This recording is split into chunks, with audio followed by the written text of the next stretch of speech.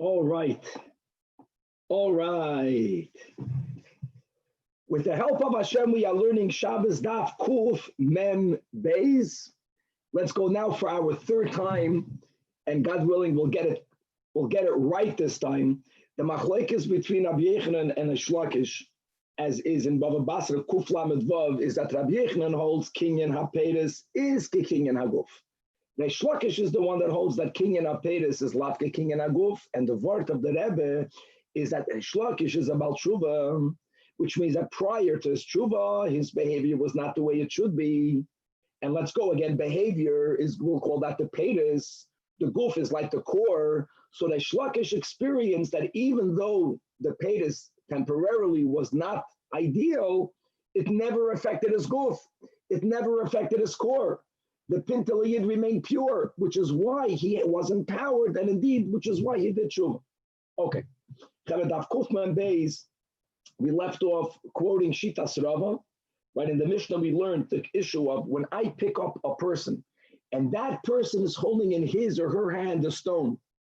Is the pshat that I am holding onto the stone, or no, I'm holding onto the person? That person is holding onto the stone.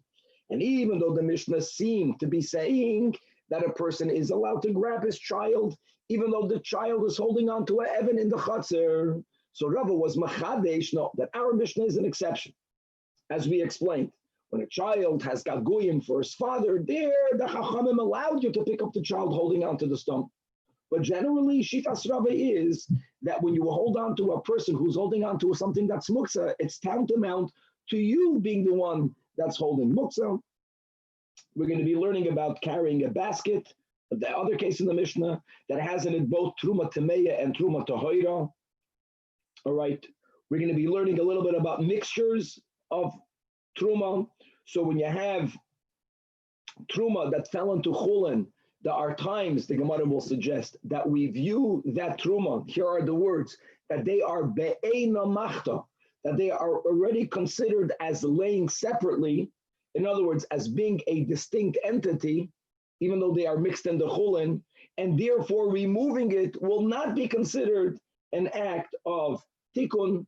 We're going to be learning various cases of such mixtures where Truma falls into Chulin, and you didn't have the ratio needed for Bittul, which is 100 to 1.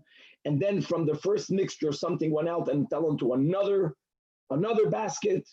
And now you have a second mixture and other amazing cases of the sort.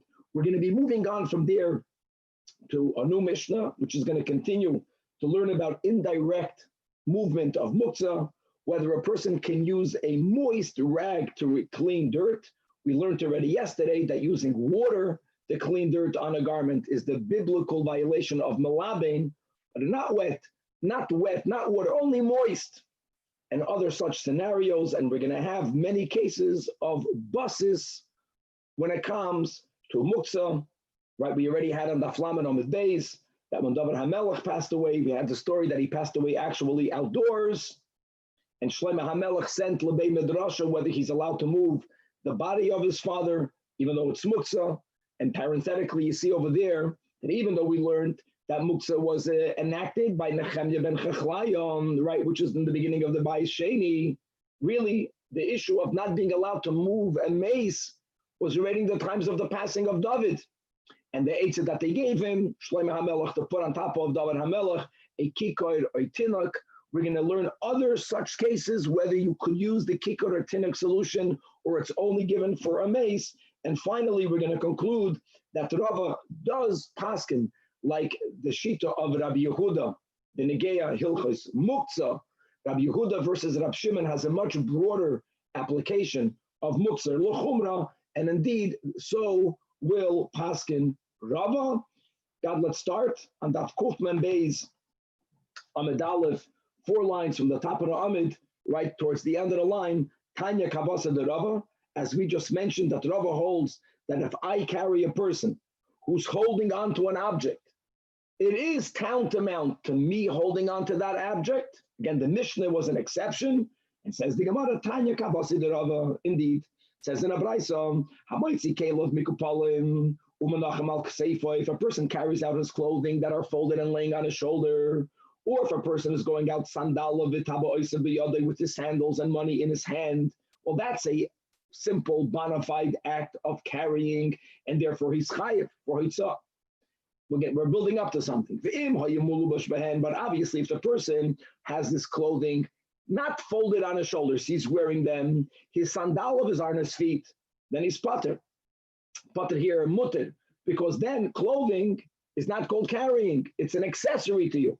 So now, says the Braisa, Hamoitzi Adam v'Kelev Alav, v'Sandalav v'Raglav, v'Taba Oisav v'Yadav Pater. Now, if I carry a person who's wearing garments, if I carry a person, right, who's wearing sandalov, here, again, based on the rule that Chai Noisas Atzmai, I'm not going to be Chayv Doiraisa for Itzah. The person is wearing garments, so am I carrying his garments? No, the garments is batal to the wearer. And the wearer is someone who I'm not violating Itzah because Chai Noisas Atzmai, so Maitir Pater. End of Braisa. So from here, the Gemara infers, I'm pater because the person was wearing his garments. The ilu haitzian k'maishein. But if I would be carrying a person and that person is holding the garment in his hand or he has his garment on his shoulder, then I'm going to be chayiv. Why will I be chayiv? I am not, right? I am not carrying. It's a haraya. It's tantamount to me carrying it directly. Mamish like shitas Rava, gewaldig. Baruch atah Adonai Eloheinu melech shar kol yom. Okay. Right. The Mishnah said, Kalkala, Viho Evan B'toicho. So that was the second case that the Mishnah gave. Again, the Mishnah is speaking about the concept of muktzah. And by the way, so was the case in the Braisa. The Taba Oisav b'yadei is a muktzah scenario. But okay. So the Mishnah says you can carry the basket. Why? Why don't we say that the basket is a basis to the rock? So it must be here. The Mishnah is speaking about a kalkolam that is filled with produce, and therefore, like look inside the Rashi, 14 lines from the top of the Amid, the ikan nasis basis lepedus. Since the basket is filled with produce, it's really a basis for pedus. Hilkoch even mitaltelis agavkli, and pedus you're allowed to move. Since there is something muktzah in there, and there is a solution of not carrying it at all, which will be spill out the contents of the basket, right? Throw, and automatically when you scatter everything in the basket on the ground, out goes the stone, and then v'niktinu biyadayim, and then gather back the produce and leave the Evan outside. And by the way, we already said this a few shiurim ago. Ma'amed, gathering produce is one of the lamatas malachas, and the answer is no. Ma'amed, gathering is a av only b'makim gedulai.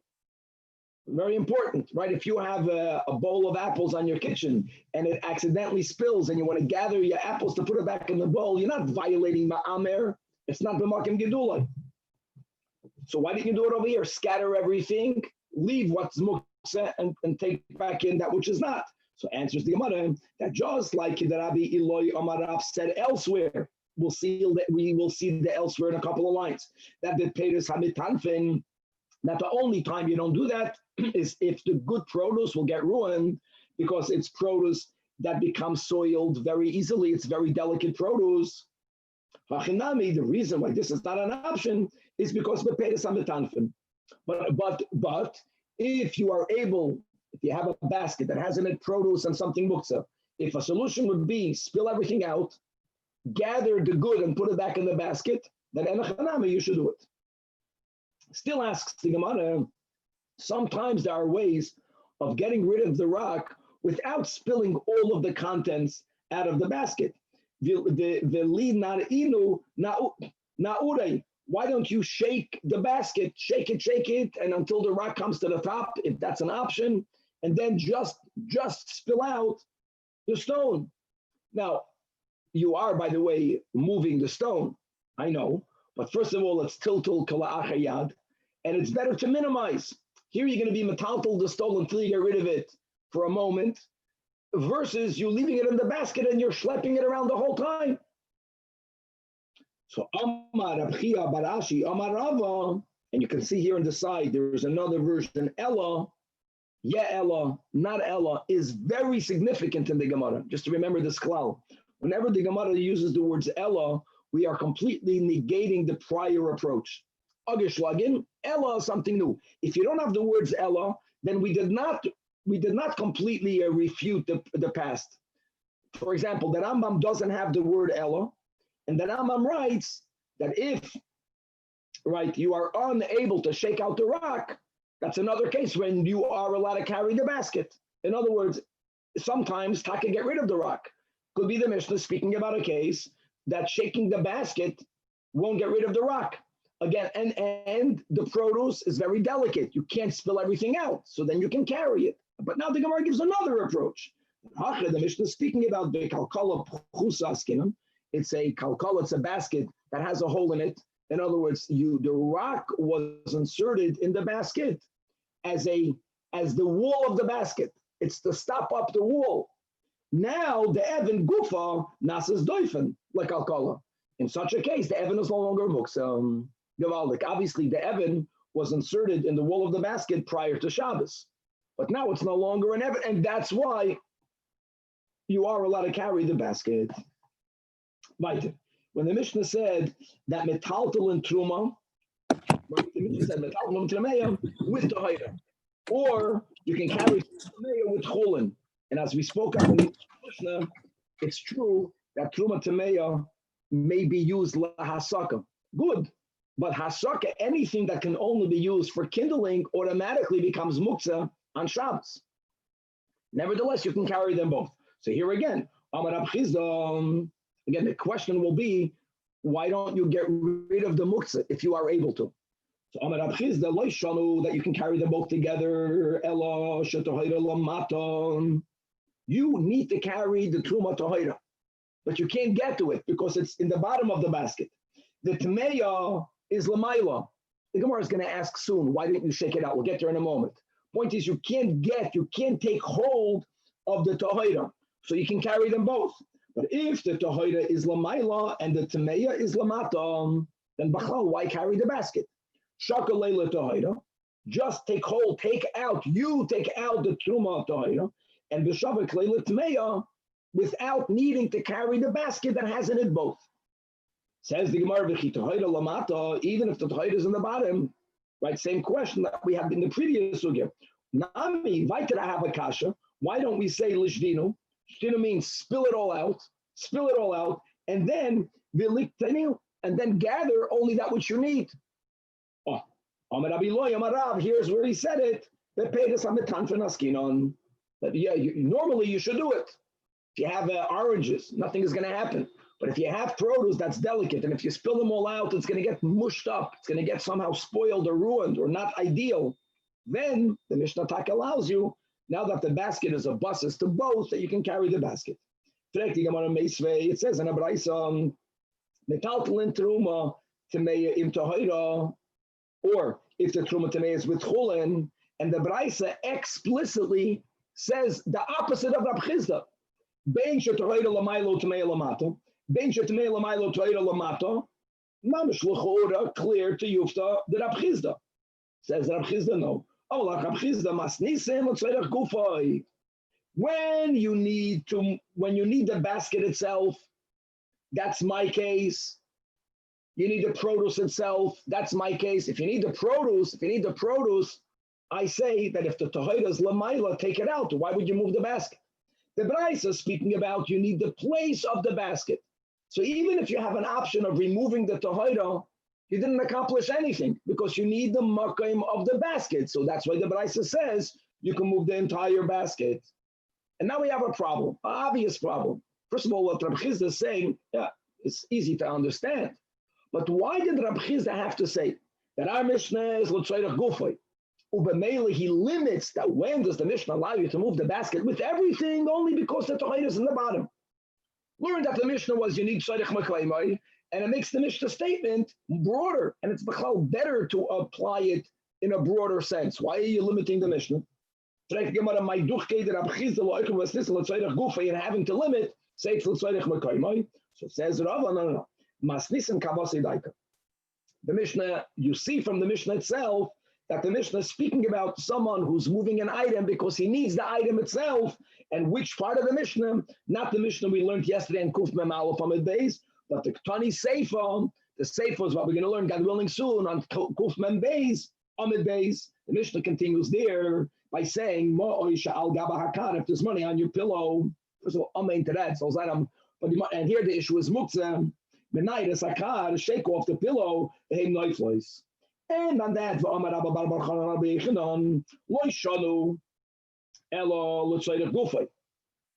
that's the solution of what?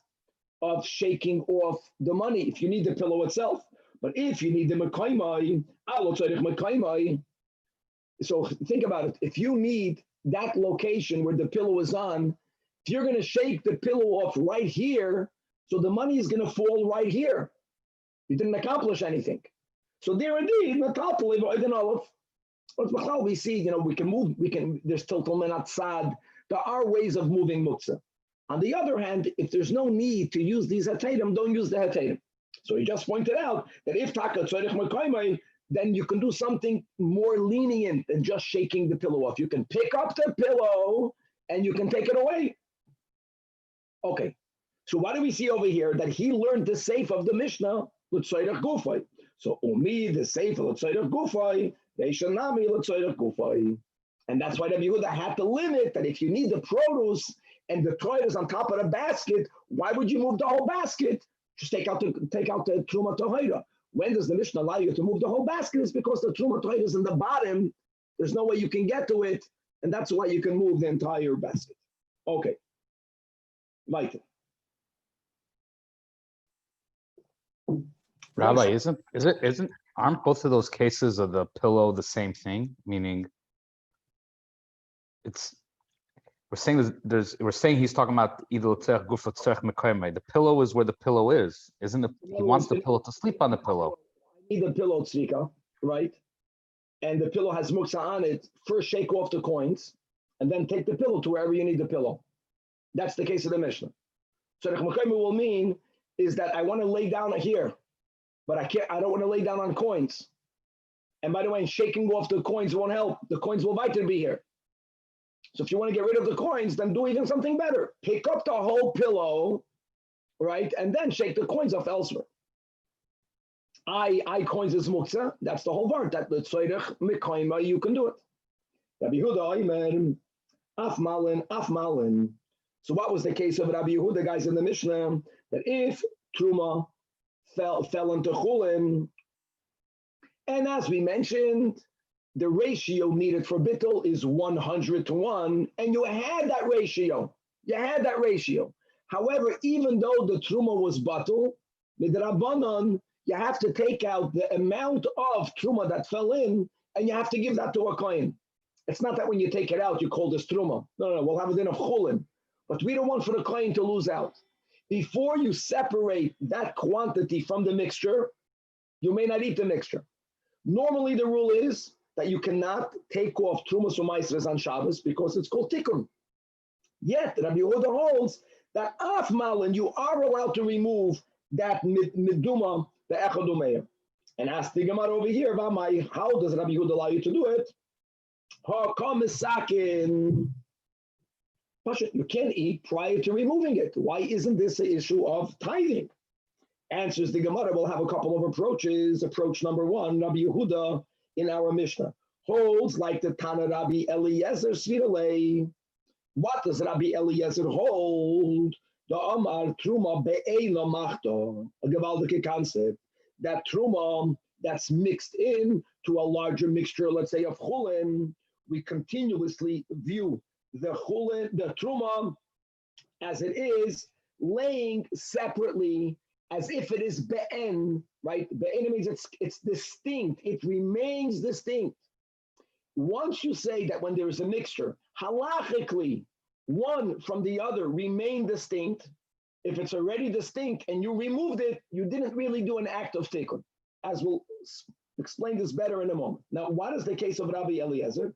The Tanan. Guys, these are moedidike cases. Right, a Mishnah and Trumas. Sa'a Truma should not fall apachus mimeya. One sa'a of Truma, if it would fall into 100 sa'a of Chulin, that is the ratio needed. The Truma would become batal. Yes, you would have to remove a sa'a to give to the kohen, but to begin with, it's batal. It did not happen that way.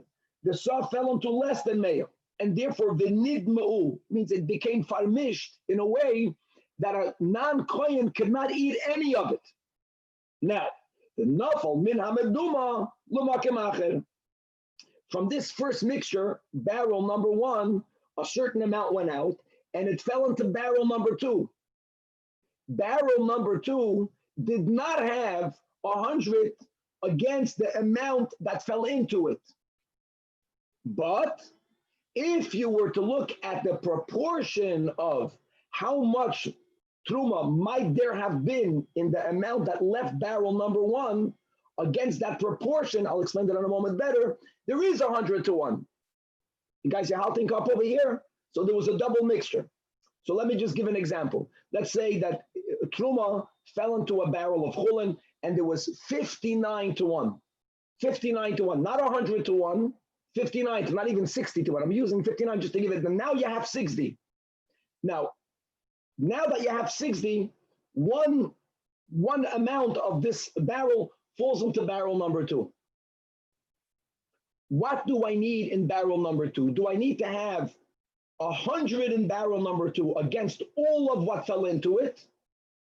Or do I say that only a 60th of barrel number one is Truma, only a 60th, and if there is 100 more than the 60th, that's already a lot easier, then at least barrel number two will be a permitted mixture. What is that contingent upon? If you say when there is a mixture, Rabbi Eliezer, be'ena machta, in the first barrel, the saw of Truma falls in, we view it as it's still distinct. It's still its own entity. We don't view it as mixed. So that means it's possible that everything that left barrel number one, all of that was Truma. All of that was Truma. If all of that, because it was always distinct. So you just don't know which unit went into barrel number two. It could be the Truma unit. If all of it went into barrel number two, then barrel number two has to have 100 against everything that fell into it. That's if you say be'ena machta. If you say once something is mixed, it doesn't lay distinct. It's already farmished. So then we can say that if barrel number two had 100 against a 60th of what fell into it, then you're going to be good. Let's read it inside. So Rabbi Eliezer says that based on this rule of be'ena machta, right? We don't consider it scattered. We consider the truma remaining a distinct entity. So therefore, midama aska trumas vadai, barrel number two has the same rules of barrel number one, which is a chumrah. You need to have in barrel number two 100 times against more than the ratio against everything that fell into it. The Eino Machta, the Chachamim say no. Ein hamaduma midameya el lafi cheshvan. No, make the proportion. Barrel number one, once Truma fell in, even though it's not bottle, doesn't matter, but there's a mixture. So now the example we gave was it was 1 in 59. So every piece that you take out of barrel number one, we are going to view it 1/60th Truma, 59 Chalakim Chulin. Now if it falls into another barrel, you only need 100 against the 60th. Rabbi, so I don't understand why is it for Shabbos when you take out one? So what is the connection? If you take out one, we don't make it mitach. If you're going to say be'ena machta, it's distinct. You know, what am I not allowed to do? I'm not allowed to separate. But if two items are already separated, they're lying side by side, then when you remove it, you're not separating, you're not being mesaken. You're taking something that's distinct and you're moving it aside. Oh, says the Gemara, no. Okay, this concept of the Eina Machta, what's the outcome of Rabbi Eliezer? He's being machmir. He's saying that the second barrel needs to have 100 against everything that fell into it. L'chumra, we say it. But here, we're going to apply it, l'kula mishamat. So that's not the answer. Ella, another attempt. Who? Meaning Rabbi Yehuda. The Amar Kirab Shimon. Yishmak. Ditnan. Also a Mishnah and Trumas. Sa'a Truma Shenafal Meya. Okay? Good. 1 into 100. 100 to 1 ratio. Bottle. But like we mentioned, what are you supposed to do? You're supposed to take out take out one unit and give it to the kohen. Before you did that, another soft truma fell in. So if there was a ratio of 100 to 1, what's the ratio now? 50 to 1. But it didn't fall in together. What's going on over here? One fell in. The Torah says it's bottle. Before you removed it, another one fell in. So the Chachamim hold Harezu Asura. Why Harezu Asura? Because we viewed them as if they fell in together. Rab Shimon is matir. Why is Rab Shimon matir? The Gemara is thinking in the Havamina because Rab Shimon subscribes to this concept of be'ena machta. That's how it's called. Be'ena machta means once there is 100, it fell in, it's laying separately. It's laying separately. It's not mixed in together. If it's laying separately, we view what's in the barrel as 100 chulin still. There's still 100 chulin. So now when the second one falls in, and again it fell into 100 chulin, he's applying this lakula. So l'chayri have a tana that applies be'ena machta even lakula. Says the Gemara, no. Who says b'chlal that Rab Shimon subscribes to be'ena machta? Umimai Dilma Hassan has nothing to do with be'ena machta. The Tanach holds, even though they fell not together, nevertheless commanded enough of labas dami. And since two saw fell into 100 saw of chulin, which means the ratio is 50 to 1. You don't have the ratio of 100 to 1, it's not but. Rab Shimon holds kamaisa batel b'meya. Very important. The first one was completely batel. And let's go further. What do you need to do? You have to remove one. So Rab Shimon holds that since the owner intends, he has b'kavana to remove one, so therefore when the other one fell in, it did not fall into it fell into 101. The second one fell into 101. Look inside the Rashi 3 lines before the bottom of the Amid. I'm sorry. Look inside the last line in the Rashi.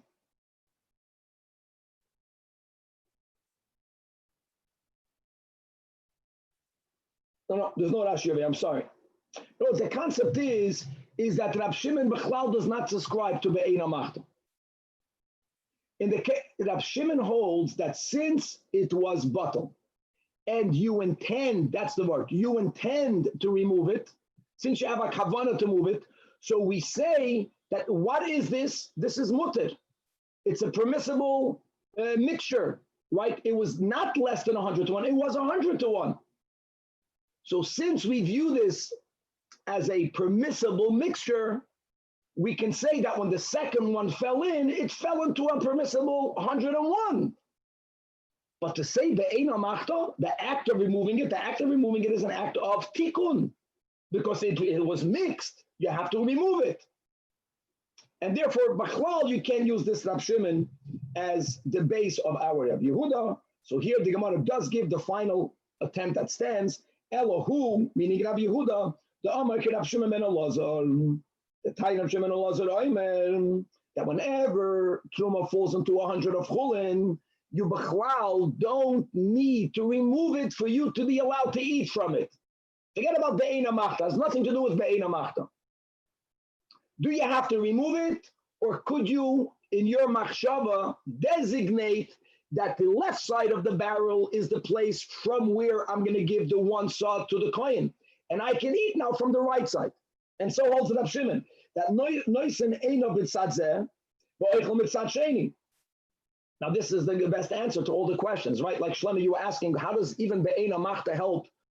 At the end of the day, you have to remove it. This is even a better approach. You don't have to remove it. What's the problem with taking off tithing? You're being misaken. Why are you being misaken? Because before this act, you may not eat it. It's not true. According to Rav Shimon Elazar, noisen eino b'tzad zeh, you have to know from where will you be taking off the sot to give to the kohen. Once you designated that in your mind, you can eat from the other part of the keli. So since you don't have to separate it to eat it, it's already mesukin. So then you can actually take it off. Does Rabbi Yehuda hold to Rabbi Shimon Elazar DAF Kuf Memezam and Beis? Clearly, miflik paligilave the Tanya Rabbi Yehuda Oymen Malanas Amaduma Be'echudumeyam. Rabbi Yehuda holds you have to you may remove it on Shabbos, and Rabbi Shimon Elazar says you may not remove it on Shabbos, but noisen eino b'tzad zeh v'oichel b'tzad acher. So they argue whether you can remove it on Shabbos or not. So the Gemara says, I know that they argue, but the shita of Rabbi Yehuda is based on the shita of Rabbi Shimon Elazar. First, he holds to Rabbi Shimon Elazar that you don't have to remove it. But now that you don't have to remove it, he goes even more. The Rabbi Yehuda adifah with Rabbi Shimon Elazar, because since you don't have to remove it, then you could remove it. The irony, because it's already considered misukin. Okay. Next Mishnah, like the moving mutz, and we just quoted this on Amud Aleph. For Evan shall be achavis. You have a stone here. I'm sorry, we quoted this a while back. We're gonna have the pillow in a moment. You have a stone that's on top of a cask. Now, as many Rishonim point out, if someone designated this stone to be the lid for the cask, then lav dafka, this stone would be muktzah. But that's not the case. This stone was simply left there, not as the lid. It happens now to be servicing the chavis. But the stone is a stone that's muktzah, and it's on top of a cask, and you want to get the wine out of the cask. So what do? Says the Mishnah, mata al sidon, right, tiltul minatzad.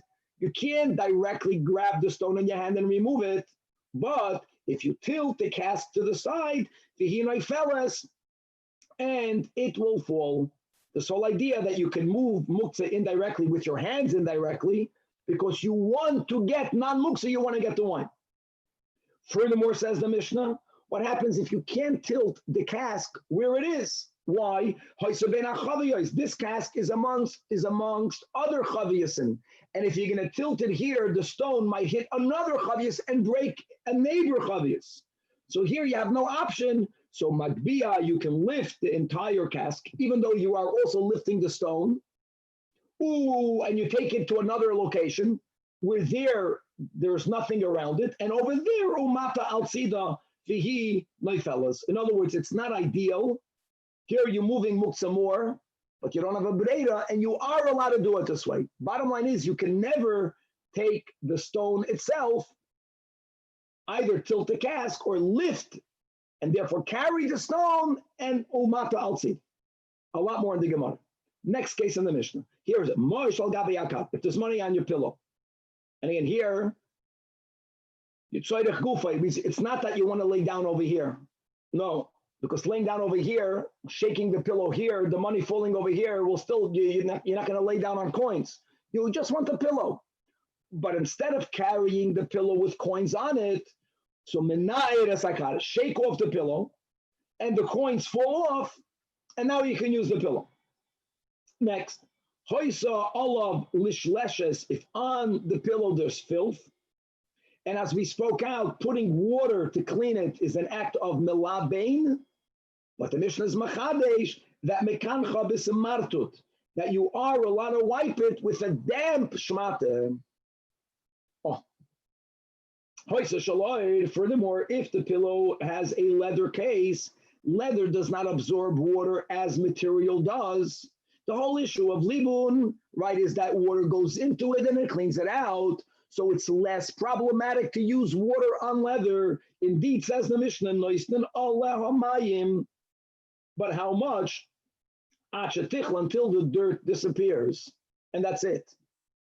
But you can put enough water until the water washes off the filth based on oil being different than a material. Says the Gemara. All right, going back to the beginning of the Mishnah. You have someone who has a stone on top of a cask.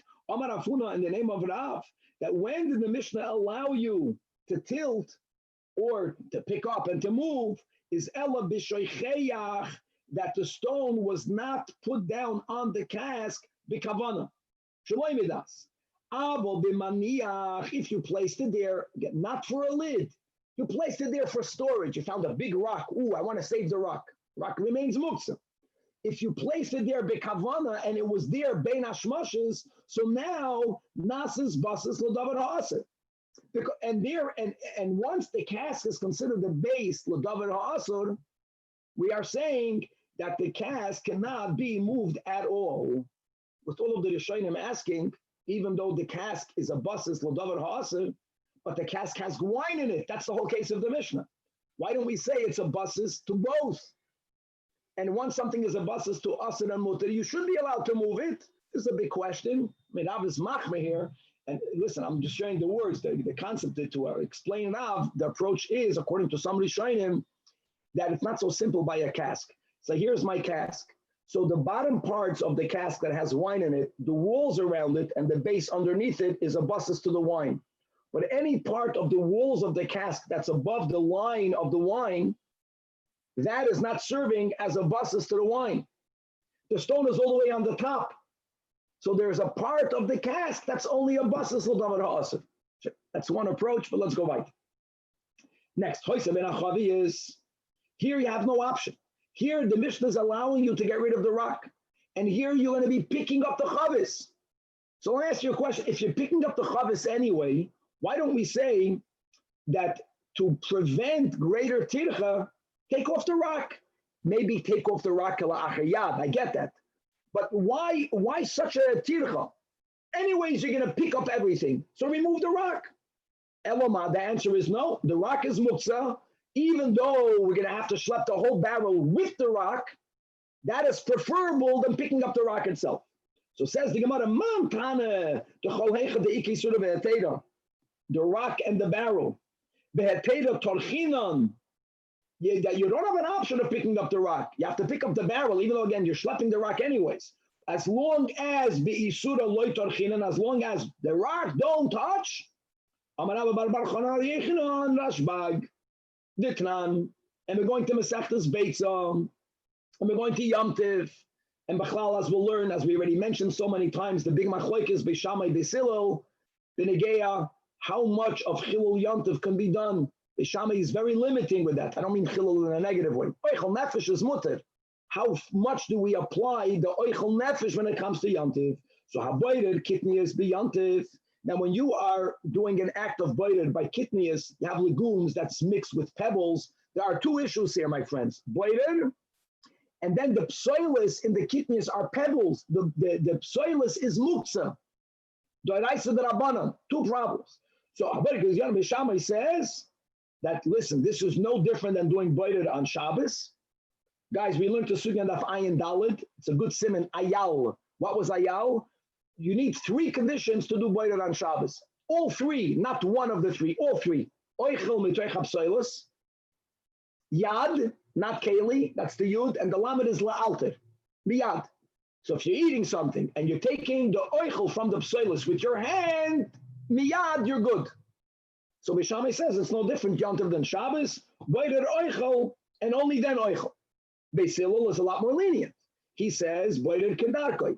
Kedarke means you can take the psoilus out of the oichel. But even Beis Hillel puts a little limit. What's his limit? Becheikoi ubetamchoi. They used to you would throw the legumes on some sort of wide plate. Tamchoi means a plate. Your lap man, somehow you put a shmata on your lap. and then you would lift one side of the shmata, or you would lift one side of the plate. And what would happen is that the legumes that are round and a bit heavier, they would roll, and the psilas would stay to the top. Now, you can't do it in a proper keli that was made for sifting or for separating, because then you are separating a quantity that you don't even need for Yom Tiv. Even Levisilo, you can't do that. But a limited amount, which means the amount that you need for Yom Tiv, you can make a normal act of boiler, as they did it then on these kalim, either on your lap or on a tamchoy, and you're good. Hold on. On that says Rashbag, Bishitas Beisilol, V'tanya Rashbag, that you are allowed to remove psoilis from oichel. Doesn't have to be oichel m'teicha psoilis, Beisilol. That's only sheha oichel meruba alav psoilis. There's more oichel than psoilis. In other words, removing the psoilis is going to give you less work. It's less effort. But even when there's no issue, minimize your effort. Avol psoilis meruba lo oichel. Now don't forget the psoilis here. Forget about the act of boider, which lebesilul an Yom Tiv is not a problem. What about muksa? Since it's easier for you to take the pebbles out, according to Rashbag, only then are you allowed to do it. But the moment that oichel, avol psoilis meruba lo oichel, so in other words, if there's more psoilis, what will be quicker? Taking out the oichel. It's less work than divrei hakol boider v'oichel. And don't take out the psoilis from the oichel. Take out the oichel from the psoilis. So what do we see from the Rashbag? Right? That we limit, we're not so happy for you to move muksa. We try to limit you moving muksa. So over here also, since we are trying to avoid for you to move the rock, I would prefer for you to pick up the barrel, even though you're going to move the rock anyways, but don't pick up the rock itself. The Gemara right away jumps, you brought me a Rashbag, l'chura, that should have said the opposite. What does Rashbag say? That according to Beisilo, if there's more tircha touching the oichel, he allows you to touch the psoilis. So the kasha is, why is that? Because lifting the chavias is much harder than only lifting the rock. Fakert.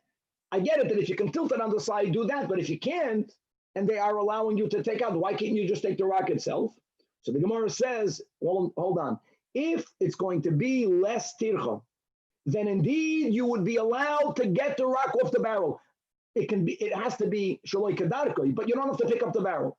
The reason why the Mishnah is saying to move the entire barrel, says the Gemara, it's only in a case where you are going to be picking up the entire barrel anyways. We're speaking about a person that needs a lot of wine. And to get all the wine out, you're going to have to pick up the whole barrel and turn it up. So since you're picking up the entire barrel anyway, now avoid touching muktzah. Achinami, kiven de'i boil mishkal lemishtaka leyayin ad shakal law. We're going to skip the word Evan according to Rashi, according to the Bach. Since you, meaning if you would want, and you want to get all the wine out of the barrel, you're going to have to lift it up and completely turn it upside down. So anyways, you're going to be lifting the barrel. That avoid you're doing anyways. So therefore, and therefore, don't touch the rock at all. That's the Rashbag, even Lebeisilo, right? You can only touch the psoilis when it's less work, but don't add work. And that's the case over here. We are still preventing you from touching the rock in any way, shape, or form. Weiter. So the Mishnah says, Magbia, first remove, lift everything up, and then tilt it when you are away. Tanya, Rabbi Yosi Omer, the first white line, just speaks out more the case of the Mishnah.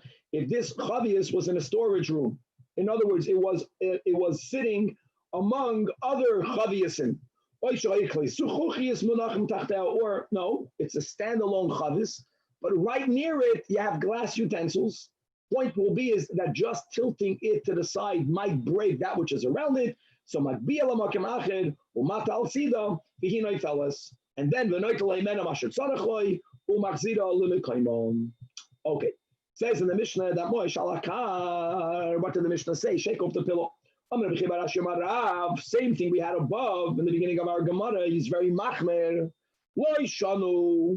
That you are allowed to pick up the pillow is only when you forgot the money there, you did not put it with intent.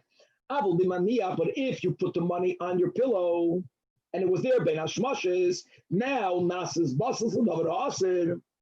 And if it's a basas l'davar asid, you can't pick up the pillow. Guys, I just add from before also. When you have muksa, there are other hetadim. But to pick it up normally, to shake it off, you can't do that anymore because just like you can't pick up money, you can't pick up the pillow, or like before you couldn't pick up the barrel. Another detail. That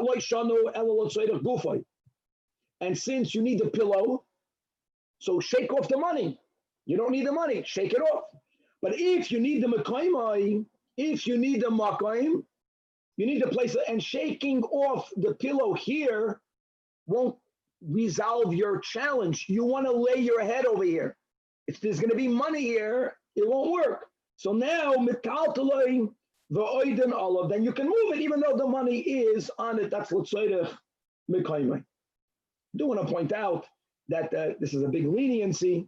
Why is it a big leniency? Because when did we learn that you can move something l'tzoyrech mekaymai? That's a keli shemalachtoi leisid. Question is, how do you view money? Right? I know, how do you view a stone? Here speaking about money. Money l'chayr is muksa machmas. Gufa, you have to check that off. But anyways, Rabbi Yechon holds that, yeah, if the tzedek mekoymai, you can definitely move the buses that's holding on to the money. The chein tani chia barav mitifti, lo yishanu elo tzedek gufay, alo tzedek mekoymai, mikal toloi, v'oiden olav. Now, I don't know why, but in our Gemara, the Gemara is again quoting the same words in the Mishnah. There must be a reason for that, right? We're adding the word mena'er. A few lines above, we didn't have the word mena'er. Listen to this. You forgot a wallet in a chatzit. Guys, we're not speaking about hoitzah. We're speaking about muksa, money. And it's unprotected. And my neighbor, he's going to steal it. So what do I do if I want to move my wallet? So says Rabbi you are allowed to put on it a piece of bread or a child, even though this arniki was not a basis l'davar hamuter ben hashmashes. This is a heter. No, this normally we don't say that. But here a person is bohul al mamoina, he might move it without anything. So at least put something else on the arniki, a kicker or a tinnik, and umetaltala, then you can move it, because now beheter we can view the arniki as a basis l'davar hamuter. There's a big discussion here whether it's only a kicker or a tinnik, or it's anything that's mutter should be put on the arniki. And he only mentions kicker or tinnik because that's what's commonly available. But again, this is a huge heter. Now again, we learned this on the Flaman on the base, but that is when David HaMelech passed away, and he passed away outdoors, right? That's the whole story of how the Malach HaMavos got him. And Shlomo HaMelech didn't want him to be laying in the sun. So Shlomo Lebei Midrash, what do I do? And when we spoke out, as we're going to learn in a couple of lines from now, we spoke out that heter was given only because of human dignity. But here, he obviously held that this kikorei tinnik can be used for an aniki as well. Amar Rabbi Yitzchak, same thing with a lavena, a brick. And it's b'chatzir, and you are afraid that someone will steal it. You don't want it to lay unprotected. Here also, I think this is a bigger chiddush because aniki l'chayra, there's money in there. Here it's it's a little bit maybe less valuable. It's one brick. A brick is designated for building. You can't build on Shabbos. It's muksa. So again, maniach olah kikorei tinnik umetaltula. Amar Rabbi Yehuda bar Shilo Amar Abasi Pamacha Shachachu Disakya Malayamois. Here we're going to a much bigger chiddush. Someone forgot a pouch filled with money. You know where Beseratya? Seratya means a highway. A bonafide Rishusarabim. I'm going to lose a lot of money. So what did he say? So he says, and now hold on. Putting on this pouch of money, kikaratinik, I get it, it resolves muksa if you're going to follow that. Now it's a basis l'davar hamuter. What about hoitzah? It's a big issue. So we're going to learn this in Eruvin. And that's another, so he gave another heter, and he says, carry it less than 4 amas at a time. There are other solutions. All this is, it's a lot of, when there's a hefsid meruba, so then we can follow the biblical rules, and if we're not violating din Torah, Then they gave a heter. Amar Marzutra. Hilchasei kachol hanishmaitza only b'shecheyach. You forgot the muktzah. There's a certain shoygig amount. The shoygig, a person, you just realized now my adniki is in the chatzah. But if a person knew before Shabbos that my adniki is in the chatzah, for me to say, I don't have to worry about it now because tonight after lichbenchen, I'm going to put a kicker or a tinnik. Don't rely on this lechatchila. It's a big heter. Don't do it. And if you knew before and you could have removed it and you didn't, then you can't use the heter. Ravashi Yamar, even more machmer. Afilu shachach nami loi. You can never use kicker or tinnik. Because, my friends, the concept of something being a basis, l'davar hamuter, is only a heter if it was a basis, bein hashmashos. That's the key. All of these stories was bein hashmashos. It wasn't a base l'davar hamuter. Avaloi amru kicker or tinnik. Everyone has a story with David HaMelech, but that's only l'meis bilvad. And again, just the point that we said this in the intro, but can we see that even though we learned that it was bisman Nechemya ben Chachlaya that they made this very muhammed dik muktzah dik gzeira, that a mace is muktzah, right? David HaMelech was muktzah. That's way before Nechemya ben Chachlaya. It's good to know that. In other words, obviously there was already Inyane muktzah that started way before Nechemya ben Chachlaya. Now, stories. Abaya, Manach, Kippah, Akipe, Abaya put a spoon on top of sheaves of tfuah, and he moved it. He made it, he relied on the setter. Rabbi, Manach Sakina, Abar Yoina. He took a knife, he put it on top of raw meat from a dove, and that's the way he moved it. When Rabbi Yosef heard about it, he wasn't happy. Amar Rabbi Yosef, Kamo Chalifa Shmaisa de Dardeki, Kinderlach. They think they're sharp. Yeah, they made it into a buses, and therefore they can do it. It's not worth anything. Amen. And they were very young then. So he called them Dardeki, he called them children. Amen. Like we mentioned, only the Shecheyach. But the cases both of Abaya and of Rava it wasn't Shecheyach. They knew from before Shabbos that the Bar Yoin is there, or that the Kippah, the sheaves were there.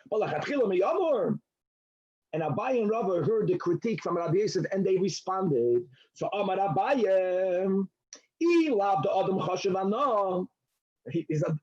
calling me a Dardiki? If I would not be the great Abaye that I am, then Kappa, I wouldn't have to do anything. Why not? Because the Hachazil Mizkalayu, a sheaf of grain is not muktzah. Why is it muktzah? I know if it's going to be designated exclusively for eating, well, since you can't do the malachas to make it into bread, it can't be used now for eating. But people would lean on it. People would sit on it. It's like these bean bags. So it's b'chlal not muktzah. So hold on, if it's b'chlal not muktzah, why did he have to put a spoon on it? So that's the whole word. Rashi says this concept. People look up to the Adam Chashuvs. And they say whatever they do, I don't have to be as machman as them, but I'm going to try to go close to them. So they have to be a little bit beyond everyone else. Really, nothing was needed. Elama fakir, they wanted to be machman beyond, and they still put a spoon on it. And likewise, Rava says, I'm not ilav the adam chashav anam. The emes, the bari yoina b'chol is amuksa. Sakina bari yoina lamali. I wouldn't even have to put the knife. Why not? Like we learned this above, right? Fish raw we don't eat.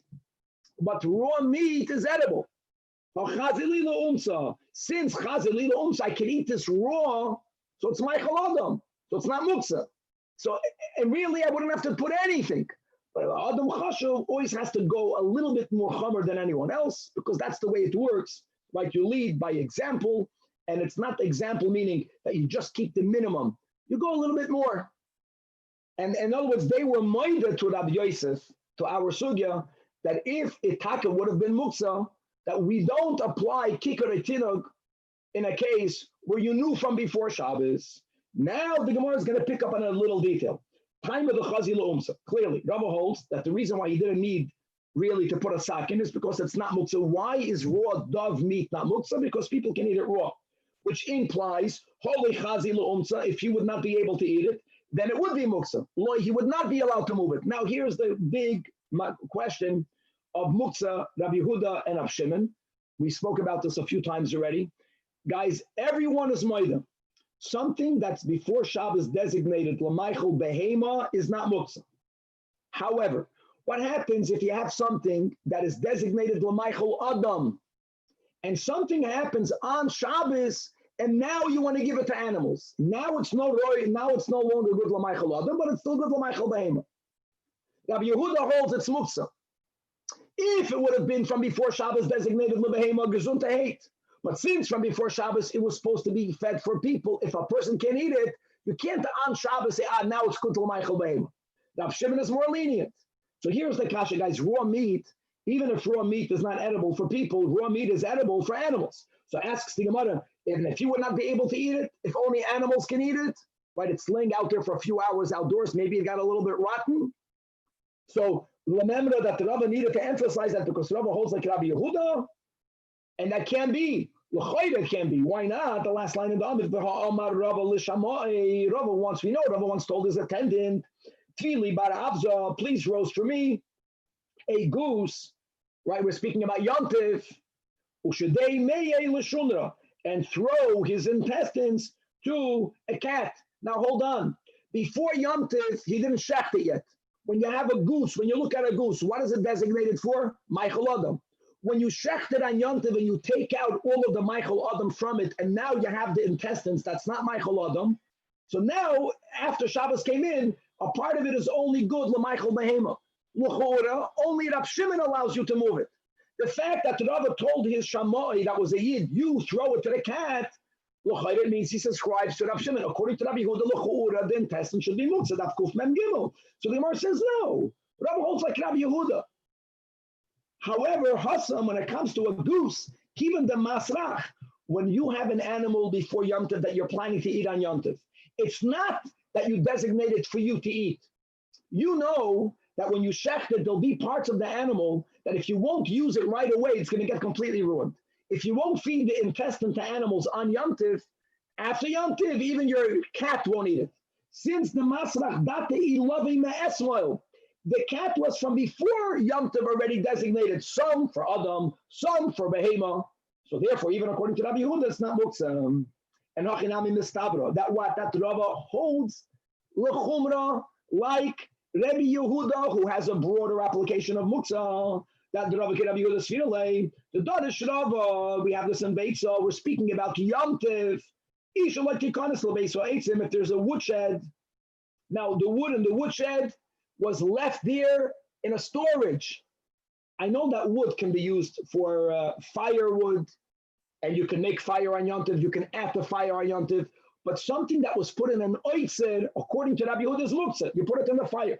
Can a person enter there and they need to have a poker or a spit? So they want to take a chip off the wood in the Beis HaEitzim on Yom Tov to use it for an ud. So says Rava, like Rabbi Yehuda, Isha loisi chanes lebeis ha'etzim lichalem ud. According to Rabbi Shimon, it's not a problem. According to Rabbi Shimon, you can take. Number one. Number two, if you had a piece of wood that was designated to be a spit, to be a poker, if it broke on Yom Tov, you can't burn it on Yom Tov. That's only Rabbi Yehuda. Because of the rule, masikin b'kelim, something that was designated to be used as Yom Tov for a keli. You have a wooden plate. Since it was designated to be used on Yom Tov, and since on Yom Tov you're allowed to add to the fire, so even Rabbi Yehuda holds that if you have a bona fide keli, that's not muksa, you can change its usage and use it for firewood on Yom Tov. But if a keli broke, the broken piece of keli cannot be used for firewood on Yom Tov, according to Rabbi Yehuda. Because this was not designated prior to Yom Tov to be firewood. Now, a keli was also not designated to be firewood. I know that. But since the keli was designated to be used, so now you can change the use. The Shivrei Kelim is noilad. It was not in the world. It was not designated for anything. According to Rab Shimon, who cares? As long as it was not excluded from being used, you're good. But according to Rabbi Yehuda, everything needs to have a positive designation. The Eid Masikim Shivrei Kelim. So Shmami know that what? That Rabbi Yehuda holds like, that the Rava paskins like Rabbi Yehuda, which is like a why. The reason why Rava felt that putting the sakin on that raw piece of dove meat was really a chumrah, because dove meat can be eaten raw. Givaldik. Bottom line, from all of this muktzah sugya, What do we see from all this? That if something is muktzah, if it becomes a basis, letinoik, right? It's gavaldik oikikor. Then in some case, even by shecheach, it's already matter the muktzah. And I think this is a gavaldik moral for us to learn that even if we're muktzadik still, we have a lot to grow. If we make our lives into a basis to teach children chinuch for a tinnik, to help another yid with parnasa, then we're not that muktzah anymore. Good, chavra to be continued. Good. Rabbi. Yes. Rabbi, can you explain? I'm still not understanding the difference of, like, for instance, in the beginning of the Gemara, when Rav Huna says that a basis l'davar asur, we have the shecheach, not the shecheach, right? And then we have this whole sugya of l'tzerech gufa, l'tzerech mekayimai. So when do we say l'tzerech gufa, l'tzerech mekayimai? What is the difference between the both?